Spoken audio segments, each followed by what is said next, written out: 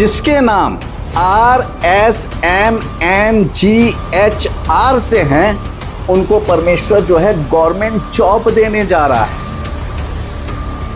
भैया, किस भविष्यवक्ता ने कहा कि तेरी नौकरी लगने वाली है?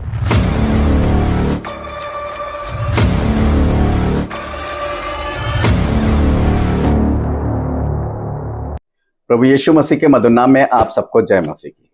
प्रभु आप सबको बताए से आशीष दे, आमीन। मेरे प्यारे भाइयों बहनों, कुछ लोगों ने रिक्वेस्ट करी थी कि आप झूठे भविष्यवक्ता के बारे में बात करें। झूठे भविष्यवक्ता कौन है इसके बारे में बताएं। तो आपकी फरमाइश के ऊपर झूठे भविष्यवक्ताओं के विषय को लेकर उपस्थित हुआ हूं। बड़े ध्यान से सुनिएगा कि आज के वर्तमान समय में जो है बहुत से भविष्यवक्ता जो हैं वो उठ खड़े हुए हैं और वो जो है अपने आप को भविष्यवक्ता कहते हैं। आज एक ऐसा लगता है एक फैशन हो गया है अपने आप को भविष्यवक्ता घोषित करने का या अपने आप को भविष्यवक्ता बताने का। एक फैशन सा चल पड़ा है। भविष्यवक्ता कोई फैशन नहीं है। इस बात को जरा ध्यान रखें और परमेश्वर का वचन क्या कहता है इस बात को भी रखें कि आखिर ये भविष्यवक्ता जो है, आपने देखा होगा कि अपने नाम से पहले जो है वो प्रोफिट लगाते हैं। जैसे मान लीजिए मेरा नाम, मैं भविष्यवक्ता अपने आप को नहीं कहता हूं, ना हूं मैं आपको सीधी सी बात बताऊं कि मेरा नाम पैट्रिक फ्रांसिस है, तो क्या करेंगे? Profit Patrick Francis. प्रोफिट यानी भविष्यवक्ता पैट्रिक फ्रांसिस है, ऐसे अपने नाम के आगे लोग लगा रहे हैं और ये चीजें गलत हैं। और किस तरीके से हैं, और यही जो चीजें हैं ये हमें समझना है कि क्या है। लोग अपने आप को जो है आजकल प्रोफिट कहलाना जो है बहुत पसंद करते हैं, बहुत ज्यादा जो है पसंद करते हैं। ये एक ऐसा सवाल है जिसे हर मसीह लोगों को समझना चाहिए। प्रत्येक मसीह को ये जानना चाहिए कि उन्होंने ऐसी कौन सी भविष्यवाणी की है जो परमेश्वर के वचन के पर आधारित है या परमेश्वर के वचन के द्वारा है। आप उनकी भविष्यवाणियों को तो सुने। ये जो प्रोफिट बने हुए हैं कौन सी भविष्यवाणी कर रहे हैं, कैसी भविष्यवाणी कर रहे हैं? क्या इनकी भविष्यवाणी का तालमेल जो बाइबल के अंदर भविष्यवक्ता रहे हैं उनसे तालमेल खा रहा है या नहीं खा रहा है? या ऐसे ही भविष्यवक्ता बने हुए हैं? उनकी भविष्यवाणियों को पढ़िए, उन बाइबल के भविष्यवक्ताओं को देखिए, उनके जीवन को देखिए और फिर उनके जीवन को देखिए और उनको जांचिए, उनकी भविष्यवाणियों को जानिए। फिर आप डिसाइड करिए कि सही में ये परमेश्वर के भविष्यवक्ता है या नहीं है। इन बात को जानना बहुत ज्यादा जरूरी है। और वर्तमान समय में जो है हमारे मसीह समाज के अंदर जो है सेवक जो हैं वो प्रोफेट पता क्यों कहलाना पसंद करते हैं? वो कहलाना इसलिए पसंद करते हैं कि लोगों को ये मालूम हो कि वे भविष्यवक्ता हैं और वे लोगों का भविष्य बता सकते हैं। आजकल लोग जो हैं पता क्या होता है, बहुत से लोग बहुत परेशान हैं, बहुत दुखी में हैं, बहुत मुसीबत में हैं। इन चीजों से छुटकारा पाना चाहते हैं। वो जानना चाहते हैं कि आने वाला भविष्य जो है उनका कैसा होगा, आने वाले भविष्य में जो है उस भविष्य में इनको इन बातों से छुटकारा मिलेगा नहीं मिलेगा, इनकी समस्याएं हल होंगी नहीं होंगी, इनकी उन्नति होगी नहीं होगी, इनका कर्ज हटेगा नहीं हटेगा, ये इस परेशानी से उभर पाएंगे या नहीं उभर पाएंगे। बहुत से बेचारे परेशान लोग जो हैं ऐसे भविष्यवक्ताओं के पीछे चले जाते हैं ताकि उनके विषय में जो है वो भविष्यवाणी करें कि क्या होने वाला है, उनके भविष्य के बारे में बताएं कि भविष्य में क्या होने वाला है। और ऐसे जो है वो उनसे पूछते हैं और इस माध्यम से जो है वो लोगों का पैसा लूटते हैं, समय बर्बाद करते हैं उनका। कैसे, ये आगे आप देखिएगा। आज के समय में जो है जीवन जो है बहुत से दुख और परेशानियों से भरा हुआ है, ये मैंने आपको बताया अभी। और भविष्यवक्ता किसे कहते हैं ये समझने की, तथा भविष्यवक्ता कौन होता है इसको समझने की बात है। एक भविष्यवक्ता परमेश्वर की ओर से नियुक्त होता है, क्योंकि भविष्यवक्ता एक ऐसा व्यक्ति है जिसे अलौकिक रूप से ईश्वर के प्रवक्ता के रूप में बुलाया गया है। ध्यान दीजिएगा, जब परमेश्वर के प्रवक्ता के रूप में बुलाया गया है तो वो परमेश्वर की ही बात करेगा, किसी और की बात नहीं करेगा, किसी और तरीके की बातें या लैंग्वेज का इस्तेमाल नहीं करेगा। ये समझना है। और जो इसके योग है, एक भविष्यवक्ता एक विशेष अर्थ में पृथ्वी पर अपने लोगों के लिए परमेश्वर का आधिकारिक प्रतिनिधि होता है। परमेश्वर का, जिसकी नियुक्ति केवल ईश्वरीय बुलाहट द्वारा होती है, किसी और के द्वारा नहीं होती है। आप अपने आप नहीं बन सकते हैं। कल को मैं भी कहने लगूं प्रोफेट पैट्रिक फ्रांसिस, मगर मैं नहीं कह सकता ये बात, क्योंकि परमेश्वर ने मुझे मेरी कॉलिंग पता है, मुझे मेरी बुलाहट पता है कि परमेश्वर ने मुझे किस मकसद के लिए बुलाया है, और परमेश्वर मुझसे वो काम ले रहा है। और यहां क्या है, एक भविष्यवक्ता परमेश्वर के वचन पाकर बोलता है। जी हां, ध्यान रखिएगा, आप बाइबल के अंदर जब आप पढ़ेंगे तो परमेश्वर का वचन उसको मिलता है।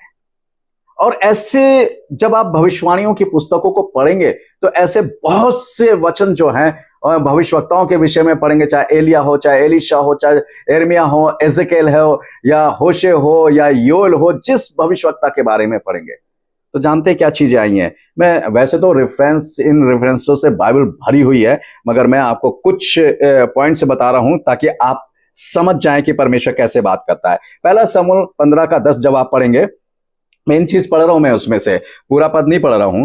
तब यहोवा का वचन शमूएल के पास पहुंचा, बिल्कुल साफ लिखा हुआ, तब यहोवा का वचन शमूएल के पास पहुंचा। फिर है यशायाह 38:4, तब यहोवा का वचन यशायाह के पास पहुंचा। यिर्मयाह 1:4, तब यहोवा का वचन मेरे पास पहुंचा। एजेकेल 13:1 और एजेकेल 14:2 भी पढ़ सकते हैं आप। होशे 1:1, यहोवा का वचन बेरी के पुत्र होशे के पास पहुंचा। अब यहां ध्यान दीजिएगा, परमेश्वर क्या कह रहा है। जिस नबी के पास परमेश्वर, जिस भविष्यवक्ता के पास अपना वचन परमेश्वर पहुंचाता है और उसके पास पहुंचा, आज इनके पास कहां से पहुंच रहा है। ये कभी इन्होंने कहा कि आज परमेश्वर का वचन परमेश्वर की आत्मा के द्वारा मेरे पास ही पहुंचा, क्योंकि आत्मा झूठा वचन नहीं पहुंचाता है। ध्यान दीजिएगा, अगर वो ये कह भी रहे हैं तो ये भी तुलना करें कि जिनके पास परमेश्वर का वचन परमेश्वर के द्वारा पहुंचा है वो क्या था, और इनके पास अगर ये कहते हैं कि परमेश्वर का वचन हमारे पास परमेश्वर के द्वारा पहुंचा या परमेश्वर की आत्मा के द्वारा पहुंचा है, तो वो क्या है। इसको जानना बहुत ज्यादा जरूरी है, क्योंकि जिनके पास वचन पहुंच रहा है, यहां परमेश्वर के भविष्यवक्ताओं के पास जो वचन पहुंच रहा है वो बिल्कुल अलग है, परंतु इनके पास जो भविष्यवक्ताओं के पास जो वचन पहुंच रहा है वो बिल्कुल अलग है। इसका मतलब क्या, ये पवित्र आत्मा को भी झूठा ठहरा रहे हैं और परमेश्वर को भी झूठा ठहरा रहे हैं। अरे ये खुद झूठे हैं, क्योंकि ये झूठे भविष्यवक्ता हैं, ये किसी को भी झूठा ठहरा सकते हैं। परमेश्वर को, उसके आत्मा को भी झूठा ठहराने से नहीं डरते हैं ये, क्योंकि ये झूठे हैं। और झूठों का पिता कौन है।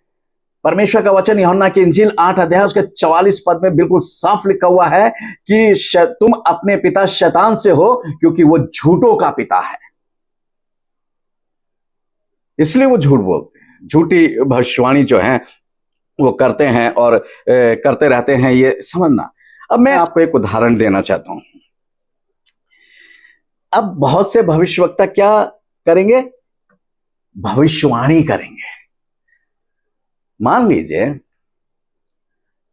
किसी बहन का नाम सीमा है, किसी भाई का नाम रोहित है। अगर आपके लिए कोई भी भविष्यवाणी हो रही या कोई भी बात होगी, तो मैं जो भविष्यवक्ता, जो परमेश्वर की ओर से नियुक्त है कि बहन सीमा, परमेश्वर आपके जीवन में जो है ये काम करने चाह रहा है, परमेश्वर आपको इस बात से छुटकारा देना चाहता है, आप इस बात से परेशान हैं और परमेश्वर आपको इस बात से छुटकारा देना चाहता है, आपके जीवन में ये काम करना चाहता है। भाई रोहित, परमेश्वर आपके जीवन में ये काम करना चाहता है, परमेश्वर आपके जीवन में ये इस प्रकार से छुटकारा देने जा रहा है। मगर यहां क्या होता है, सुनिएगा, जरा ध्यान दीजिएगा। क्या हुआ है, जिसके नाम RSMNGHR से हैं, उनको परमेश्वर जो है गवर्नमेंट जॉब देने जा रहा है। भैया, किस भविष्यवक्ता ने कहा कि तेरी नौकरी लगने वाली है? किस भविष्यवक्ता ने कहा कि तुझे गवर्नमेंट जॉब मिलने वाली है, तू आज सेना में भर्ती होने जा रहा है? भारत सरकार निर्धारित करती है। गवर्नमेंट जॉब आज अच्छों अच्छों को नहीं मिल रही। यहां पर क्या, अब इतने ढेर नाम है, 10-12 तुमने जो इंग्लिश के अल्फाबेट है उनके नाम ले दिए। अब किसी ना किसी पे तो तुक्का बैठेगा। गवर्नमेंट जॉब का तो तुक्का बैठता ही नहीं है आजकल। जो है गवर्नमेंट जॉब जो है बहुत मुश्किल हो रहा है, मिल रहा है। फिर क्या लिखा हुआ है, जिनका नाम ANRSPBMLD से है वे आज की शाम में छुटकारा देखने पाएंगे। अरे भैया, इतने अल्फाबेट में जने आर से ही ले लीजिए, जने कितने आर नाम के होंगे, जने कितने बी नाम के होंगे, जने कितने सी नाम के होंगे, जने कितने एन नाम के होंगे, जने कितने होंगे। किसी ना किसी को तो छुटकारा मिलेगा। हाँ साहब, वो भविष्यवक्ता ने जो है भविष्यवाणी की थी, देखो मैंने छुटकारा पा लिया। ऐसे थोड़ी होता है। अगर परमेश्वर आपको छुटकारा देना चाह रहा, पहली बात तो परमेश्वर के वचन में बिल्कुल साफ लिखा हुआ है कि परमेश्वर आपको कैसे छुटकारा दे रहा है। बाइबल के अंदर किसी के भविष्यवाणी करने से छुटकारा मिलने की जरूरत नहीं। आप बाइबल को पढ़ें और बाइबल में स्पष्ट है कि आप किन चीजों से छुटकारा पाना चाहते हैं। आपके जीवन में क्या बातें हैं जो आपको परेशान कर रही हैं, जो आपको कलेश में डाल रही हैं, जो आपको मुसीबत में डाल रही हैं, जो आपको पाप में डाल रही हैं, जो आपको बुराई में डाल रही हैं। कैसे आप छुटकारा पा सकते हैं? आप परमेश्वर के वचन को पढ़ें और उसके अनुसार अपने जीवन को जिएं। देखिए आप छुटकारा पाएंगे। किसी के भविष्यवाणी करने से कोई छुटकारा नहीं होता। ऐसी भविष्यवाणी जो है यिर्मयाह एजेकेल ने कि इस नाम के फलाने फलाने नाम के ये नाम के वो नाम के होंगे तो वो छुटकारा पाएंगे। ये तुक्के वाली भविष्यवाणी भविष्यवक्ताओं ने नहीं करी है। जो परमेश्वर के भविष्यवक्ताएं होती, तुक्के वाली भविष्यवाणी नहीं करते हैं। आगे देखिए क्या है परमेश्वर का वचन जो है वो क्या कहता है। फिर है ANRSPGKYN से जिसके नाम होंगे वो बेटे की आशीष पाएंगे। अरे भैया, इतने नाम के तो जने कितने हजारों करोड़ों लोग होंगे। किसी एक के यहाँ बेटा हो गया, हाँ साहब भविष्यवक्ता ने कहा था इस नाम का, देखो मेरा नाम ये है, आर से है, आर से रोहित साहब, रोहित को बेटा मिल गया। हाँ मेरे लिए भविष्यवाणी की गई इस नाम से। ये सब बेवकूफ और मूर्ख बनाने वाली बातें हैं। परमेश्वर के भविष्यवक्ता ऐसी भविष्यवाणियां नहीं करते हैं। आप बाइबल को पढ़ लीजिए। अगर मैं झूठ बोल रहा हूं, आप मुझे झूठा कह सकते हैं, मगर परमेश्वर के वचन को जो है वो आप झूठा नहीं कह सकते हैं। ये ध्यान दीजिएगा कि हमारे साथ जो है अच्छा हो या बुरा हो, यह स्पष्ट रूप से जो है परमेश्वर का वचन जो है वो हमें बताता है। ये तुक्का मारने वाली भविष्यवाणी जो है परमेश्वर के भविष्यवक्ता कभी नहीं करते हैं। भविष्यवक्ता के कार्य, परमेश्वर भविष्यवक्ताओं से जो कार्य करवाता है, परमेश्वर जो भी भविष्यवक्ता होगा वो दूसरे जो परमेश्वर जिसको भविष्यवक्ता नियुक्त करेगा या राजा नियुक्त करेगा उसका अभिषेक करते हैं। ये किसका अभिषेक कर रहे हैं? इनका खुद का तो अभिषेक है नहीं। ये दूसरे का अभिषेक क्या करेंगे? राजाओं का है। हमारे आज अगर हम राजा देखें, राजा कौन है हमारे देश का? या तो राष्ट्रपति है या प्रधानमंत्री है। तो प्रधानमंत्री या उस प्रधानमंत्री जी का जो है आपने अभिषेक करा, राष्ट्रपति जी का अभिषेक करा। आप जिस स्टेट में रहते हैं उस स्टेट का राजा सीएम है, आपने उस सीएम का अभिषेक करा। परमेश्वर ने कहा कि जा उससे सीएम को जो है अभिषेक कर, या अपनी जगह जो है उस भविष्यवक्ता का अभिषेक कर। उसका जीवन भी तो देखना पड़ता है, उस भविष्यवक्ता के लायक उसका जीवन है या नहीं। और राजा होने के लिए जो है ये ध्यान करने की बातें हैं। पहला राजा 19:16 में एलिया भविष्यवक्ता के द्वारा जो था, मैं पद नहीं पढ़ रहा हूं, आपको पद दे रहा हूं। पहला राजा 19:16 एलिया भविष्यवक्ता के द्वारा एलीशा भविष्यवक्ता का नबी होने के लिए अभिषेक किया गया था। पहला राजा 19 अध्याय उसका 16वां पद जब आप पढ़ेंगे इसी का, उसमें एलिया भविष्यवक्ता ने इजराइल का राजा होने के लिए येहू का अभिषेक किया था। पहला शमूएल 9 का 15 से 16 और 10 का 1, पहला शमूएल 16 का 1 और 12 से 13 जब आप पढ़ेंगे तो शमूएल भविष्यवक्ता ने राजा होने के लिए शाऊल का अभिषेक किया, और शाऊल के बाद राजा दाऊद का भी अभिषेक जो है शमूएल भविष्यवक्ता ने कहा राजा होने के लिए। आपको कौन बुला रहा है बड़े बड़े पदों का अभिषेक करने के लिए? आप किसका अभिषेक कर रहे हैं? यह भविष्यवक्ता के कार्य बता रहा हूं मैं, बहुत ध्यान से समझने की है कि परमेश्वर का वचन क्या कहता है। कई ऐसे भविष्यवक्ता हुए हैं जिनका अभिषेक जो है परमेश्वर ने मां के गर्भ में ही किया है। मैं उदाहरण देना चाहूंगा, कई ऐसे भविष्यवक्ता हुए हैं, जैसे यिर्मयाह 1:5 पढ़ेंगे। यिर्मयाह नबी का जो है अभिषेक परमेश्वर ने मां के गर्भ में भविष्यवक्ता के लिए करा। लूका 1:13 से 17 जब आप पढ़ेंगे तो लिखा हुआ है कि यूहन्ना बपतिस्मा दाता का जो अभिषेक हुआ है वो मां के गर्भ में हुआ और वो एलिया की आत्मा में होकर आया है। ये ध्यान से इन बातों को समझें। वर्तमान समय के भविष्यवक्ताओं का अभिषेक किसने किया? क्योंकि उनके रहन सहन और कार्य करने से लगता नहीं है कि वो परमेश्वर के भविष्यवक्ता हैं, वे झूठे भविष्यवक्ता हैं। और दो बातें जो हैं उनके बारे में मुख्य रूप से और जानने की जरूरत है। पहला शमूएल 9:9। पूर्व काल में तो इस्राएल में जब कोई परमेश्वर से प्रश्न करने जाता था, चलो हम दर्शी के पास चले, क्योंकि जो आजकल नबी कहलाता है वह पूर्व काल में दर्शी कहलाता था। यहां पहले के समय में लोग क्या कहते, चलो हम परमेश्वर से पूछने चले। अब परमेश्वर से पूछने चलने का मतलब है किसके पास जा रहे हैं?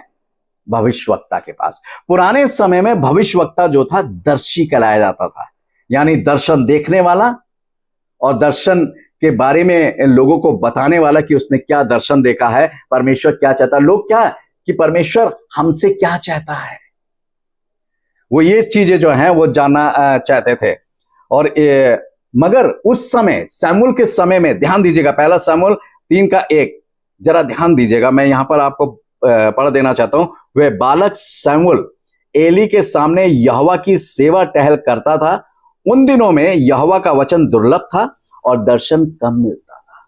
ध्यान दीजिएगा कि परमेश्वर का वचन जो है वो दुर्लभ था, कि आज इस नबी के पास पहुंच रहा, आज उस नबी के पास पहुंच रहा, वो परमेश्वर ने बंद कर रखा, और दर्शन भी परमेश्वर कम देता था। और आजकल तो इन भविष्यवक्ताओं को तो ऐसे दर्शन मिलता है जैसे वो परमेश्वर ना होकर एक आम व्यक्ति है, आपके साथ आपकी सभा में खड़ा हुआ है, उसको तो और कोई काम ही नहीं है, सिर्फ आपके पास ही खड़ा हुआ है। अरे मैंने परमेश्वर का दर्शन पाया, अरे अभी परमेश्वर ने मुझे दर्शन दिया। बहुत से ऐसे मैंने वीडियो देखे हैं, वो पब्लिक के सामने खड़े खड़े गिर जाए कि प्रभु ने दर्शन दिया। अरे प्रभु, आपको अगर परमेश्वर दर्शन दे रहा है तो उस दर्शन देने का मकसद भी तो होता है, या बेमतलब में दर्शन दिए पड़ा है? कोई ना कोई तो मकसद होगा परमेश्वर का दर्शन देने के लिए।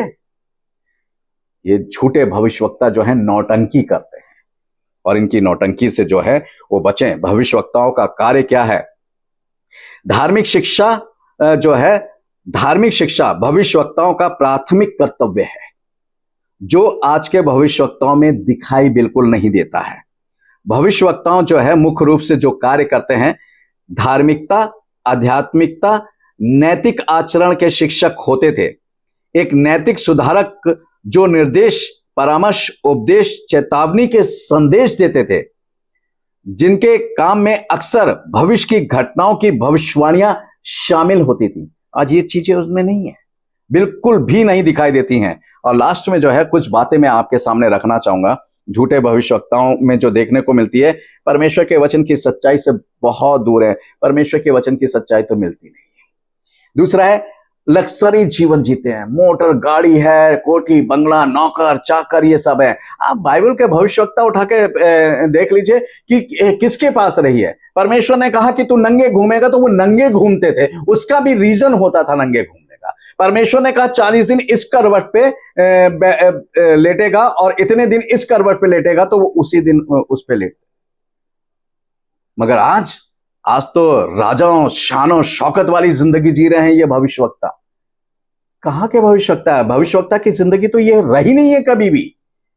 परमेश्वर के वचन को उठा के पढ़ें।